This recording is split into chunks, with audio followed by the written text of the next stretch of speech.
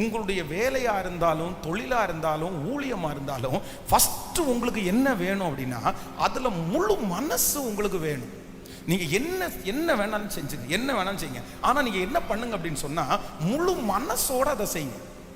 அது ஒன்றும் இல்லை, அது சின்னதாக இருக்கலாம், பெருசாக இருக்கலாம்.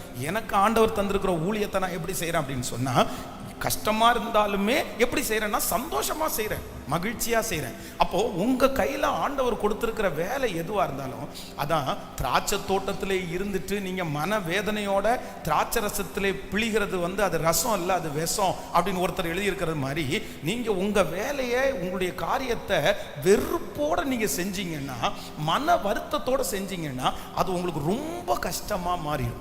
அதனால ஆண்டவர் என்ன சொல்றார் அப்படின்னா, நீங்க உங்களுக்கு என்ன நேரிடுகிறது, நீங்க எந்த ஃபீல்டில் இருக்கிறீங்க, எந்த ஃபீல்டில் ஆண்டவர் உங்களை கொண்டு போய் வச்சிருக்கிறாரு, மாத்திட்டே இருக்காம அதுல உங்களுக்கு ஞானம் இல்லையா, அதுல உங்களால செய்ய முடியலையா, நான் நம்புறேன் ஆண்டவர் ஞானத்தை தருகிறவர்.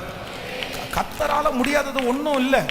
நம்ம ஒன்றும் படிச்சுட்டு வந்தவங்க இல்லை. நம்முடைய படிப்பு இன்னைக்கு படிச்சதுல ஒண்ணுமே நம்ம அதை பண்ண போறது இல்லை. நீங்க 10th வரைக்கும் படிச்சீங்க, அது இன்னைக்கு உங்களுக்கு பயன்படுதா?